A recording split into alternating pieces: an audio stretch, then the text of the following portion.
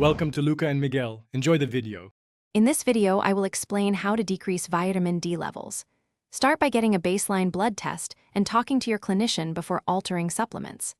I will outline practical steps like reducing supplement dose, avoiding fortified foods, and limiting high sun exposure safely. We'll also discuss monitoring strategies, dietary adjustments, and when to seek urgent care for symptoms like nausea or weakness. The tone is practical, clear, and cautious.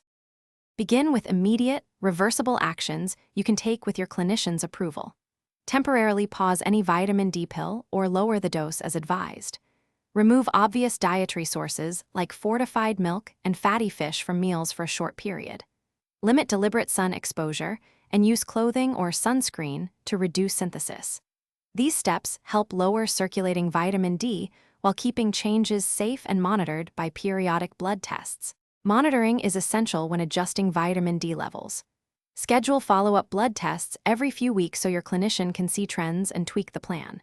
Focus on neutral foods that lack added vitamin D and keep dietary calcium steady to avoid imbalance.